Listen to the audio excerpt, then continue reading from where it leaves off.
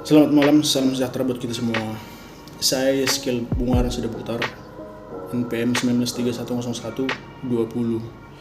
Ingin memaparkan sedikit tentang apa itu yang dimaksud dengan keterampilan berbahasa. Dalam bahasa Indonesia, keterampilan berbahasa itu merupakan suatu proses komunikasi. Proses komunikasi ini terdiri dari dua orang atau lebih. Jadi dalam proses komunikasi ini bisa merupakan suatu hal yang ingin dibicarakan atau yang ingin disampaikan terhadap orang lain. Jadi dalam proses komunikasi ini terdapat dua hal, yaitu proses komunikasi sekunder dan proses komunikasi primer. Yang dimaksud dengan komunikasi primer yaitu dalam tahapan proses komunikasi primer, penyampaian informasi akan dilakukan dengan menggunakan simbol-simbol sebagai media komunikasi. Dan yang kedua, proses komunikasi sekunder. Pada tahapan proses komunikasi sekunder ini terjadi penyampaian informasi maupun gagasan yang dilakukan dengan menggunakan sarana atau yang disebut dengan alat sebagai media dalam penggunaan simbol proses komunikasi sekunder.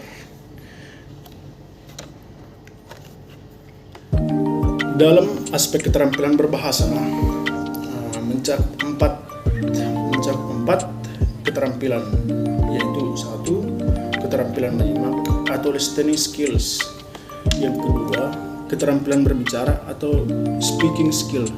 Yang ketiga, keterampilan untuk membaca atau reading skill. Yang keempat itu ada keterampilan menulis atau writing skill. Keempat keterampilan berbahasa ini saling berkaitan satu sama lain. Jadi itu yang dapat saya paparkan pada saat ini. Semoga bermanfaat dan salam sehat. Baik, terima kasih. Perkenalkan, nama saya Musnah Bercapa, NPM 193101. Baik, di sini saya akan mempresentasikan tentang keterampilan berbahasa. Hubungan antara aspek keterampilan berbahasa. Satu, hubungan antara menyimak dan berbicara. Menyimak dan berbicara merupakan dua kegiatan yang saling terkait dan tidak dapat dipisahkan satu sama lain. Dalam kegiatan sehari-hari, menyimak, mendengarkan, dan berbicara berlangsung dalam waktu yang bersamaan. Kedua kegiatan ini merupakan proses yang terjadi antara dua orang atau lebih dengan sebuah media disebut bahasa yang dimiliki dan dipahami bersama. Hubungannya adalah satu, keduanya merupakan kegiatan komunikasi tatap muka langsung dua arah. Dua, ujaran biasanya dipelajari melalui menyimak dan meniru. Tiga, kata-kata anak biasanya ditentukan oleh stimulan yang ditemui misalnya di kehidupan desa atau kota. Empat, ujaran anak mencerminkan perkembangan bahasa sekitarnya baik di rumah, sekolah, atau lingkungan masyarakat. Lima, anak dapat memahami kalimat lebih panjang dan rumit daripada kalimat yang diucapkannya. Enam, meningkatkan menyimak berarti meningkatkan kualitas keterampilan berbicara. Tujuh, ujaran anak baik dan benar bila terbiasa menyimak ujaran yang baik dan benar. 8. Berbicara dengan alat peraga membantu penyimak menangkap informasi. 2. Hubungan antara menyimak dan membaca. 1. Keduanya merupakan alat untuk menyimak komunikasi. 2. Perbedaan keduanya menyimak menerima informasi dari sumber lisan, membaca dari sumber tertulis. 3. Keterampilan menyimak mempengaruhi keberhasilan membaca yang baik. 4. Pengajaran membaca disampaikan oleh guru secara lisan. 5. Anak yang kesulitan membaca lebih banyak belajar dengan menyimak. 6. Menyimak pemahaman lebih mudah diikuti oleh anak daripada membaca.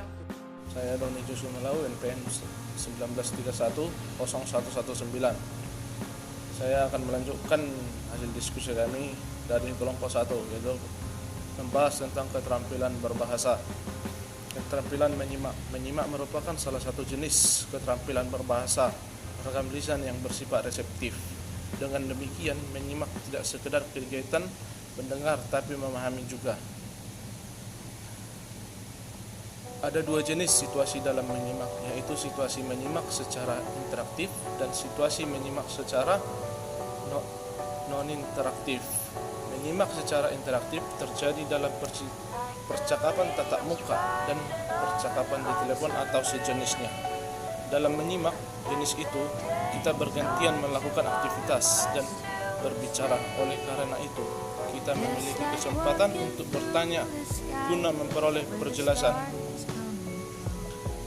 Berikut ini adalah keterampilan mikro yang terlibat ketika kita berupaya untuk memahami apa yang kita dengar, yaitu pendengaran harus mampu menguasai beberapa hal berikut, yaitu A.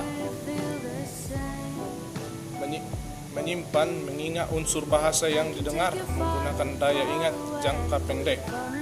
Selanjutnya, berupaya membedakan bunyi-bunyi yang membedakan arti dalam bahasa target. Selanjutnya C.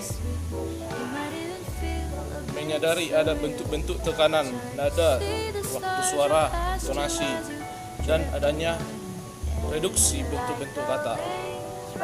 Selanjutnya, membedakan dan memahami arti kata-kata yang didengar. Keterampilan berbicara atau speaking skill. Berbicara merupakan salah satu jenis keterampilan berbahasa, ragam lisan, bersikap produktif. Sehubung dengan keterampilan berbicara, ada 3 jenis dalam berbicara, yaitu interaktif, semi-aktif, dan non-interaktif. Situasi berbicara interaktif, misalnya percakapan secara tatap muka, berbicara lewat telepon, yang kemungkinan adanya pergantian antara bicara dan menyimak. Dan situasi kemungkinan kita klarifikasi.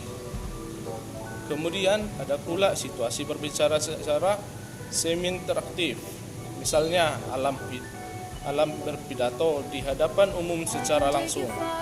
Dalam situasi ini, audiens memang tidak dapat melakukan interupsi terhadap pembicara, namun pembicara dapat melihat reaksi pembicara dan ekspresi wajah dan bahasa tubuh mereka.